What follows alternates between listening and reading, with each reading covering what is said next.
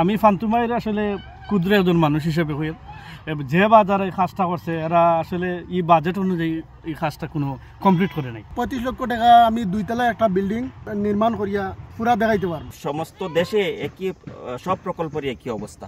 আসলে এর সময় আমাদের ফান্তুমাই গ্রাম নাম আছে কিন্তু অনেকে জানতো না বিষয়টা। এই আমাদের গ্রামে যে গ্রামের পর্যটকরা বাইরে রাষ্ট্র থেকে বা গ্রাম থেকে বিভিন্ন জায়গা থেকে আসে, খুব ভালো লাগে। কিন্তু দুঃখের বিষয়টা হইলো এখানে যে বর্তমানে যে রানিং পরিবেশটা অত্যন্ত খারাপ। পর্যটনও এখানে অনেক কমিয়ে গেছে গা, লোক আসে না বাইরে থেকে। এখানে অনেক যে সিক্রেট বিষয়গুলো যে আছে, অনেক পরিবেশগুলো এগুলা অসৌন্দর্য মধুর্য নাই পর্যটকের। আর বিশেষ করে এই যে ব্রিজটা, আমি যে সময় ছুটিতে আসি 3 বছর আগে, খুব ভালো লাগছিল। বা বিভিন্ন টিকটকে ফেসবুকে আমি দেখতাম যে আমার গ্রামের ঐতিহ্য মানুষের বিভিন্ন জায়গার বা অনেক জায়গায় আমার ব্যক্তিগত পরিস্থিতিতে গিয়ে ময়মতির জন্য আমার বাড়ি খুব ভালো লাগতো। হে ভাই আপনাদের এলাকা খুব সুন্দর, এটা অনেক আসলে গর্বের বিষয়।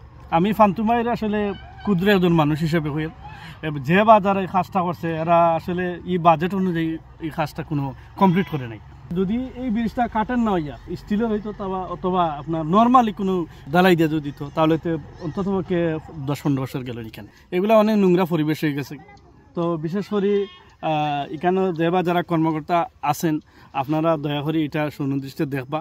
আর এটা পর্যটন কেন্দ্রটা, পর্যটন জায়গাটা একটু ভালো করি, যেভাবে আগে দিই ভবিষ্যতে আরও যে স্পোর্টের লোক যারা আসে বা এটার উচিল্লা অনেক মানুষ এখানে ব্যবসা বাণিজ্য করিয়া খাইতেছে। আমাদের এলাকার অনেক দোকানদার আছে। পর্যটক বেশি হলে গ্রামটাও আরও উন্নত হইব, পরিবেশ সুন্দর হইব, আর আমরাও আসলে পরিচিতি লাভ করব।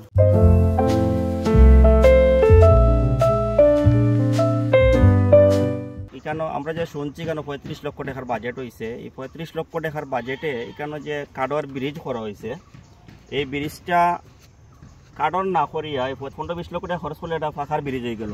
তো আর এখানে যে বিশ্রামাগার যেটা করা হয়েছে 2-4 লক্ষ টাকার বিশ্রামাগার করলে অনেক হাই বিশ্রামাগার করা যায়। এটা যে করা হয়েছে একদম নর্মাল করা হয়েছে।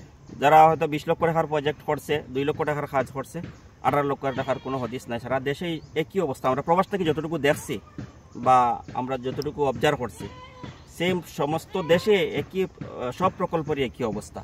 তো আমরা আশা করবো ভবিষ্যতে এগুলা যেন, যেহেতু এটা পর্যটন স্পট, ভবিষ্যতে যে সরকার হোক বা যেই হোক এটা যেন আরও সুন্দর করিয়া, আরও মসৃণ করিয়া এগুলা করা হয়, যাতে পর্যটন আকর্ষণ আরও সুন্দর, আরও মসৃণ ভালোভাবে হয়। এই যে মায়াবতী ঝর্ণা যেটা, এটা মানে একদম মানে ফেমাস সারা বাংলাদেশে। ওইখানে শত আমাদের গোয়েনঘাটের ঐতিহ্য, কিন্তু আমাদের গোয়েনঘাটের ঐতিহ্যরে মানে নষ্ট করতে কিছু মানে দালালরা আছে। এরা সব সময় মানে আমাদের গোয়েনঘাটের মানে ভালো কোনো জিনিস চায় না। আর ওই যে দেখতে পাচ্ছেন আপনারা, ওই যে ব্রিজটা আছে ওইখানে কিন্তু 35 লক্ষ টাকা বাজেটের ওইটা কাঠের ব্রিজ না দিয়া ওইখানে যদি স্টিল অথবা মানে পাখার বেলি ব্রিজ যেটা বলা হয়, এটা যদি দেওয়া হতো তাহলে কত সুন্দর না হতো। তারপরে ওই যে দেখেন আপনারা দেখতে পাচ্ছেন ওই যে ওখানে বিশ্রামাগার, তারপরে ওয়াশরুম। আমার মধ্যে আমি বলতেছি সর্বোচ্চ 5 থেকে 7 লক্ষ টাকা খরচ হয়েছে সর্বোচ্চ মিলিয়ে। কিন্তু যদি 35 লক্ষ টাকার বাজেট হয় তাহলে প্রায় 28-30 লক্ষ টাকা তারা মানে এটা আত্মসাৎ করছে। আর আমার পক্ষে হইল গিয়া 35 লক্ষ টাকা আমি 2 তলায় একটা বিল্ডিং আমি নির্মাণ করিয়া মানে পুরা দেখাইতে পারবো। কাঠের ব্রিজ না দিয়া স্টিলের ব্রিজ যদি দিত বা পাকা একটা ডালাই দিয়া RCC ডালাই দিয়া একটা ব্রিজ যদি দিত তাহলে আরো ভালো হতো।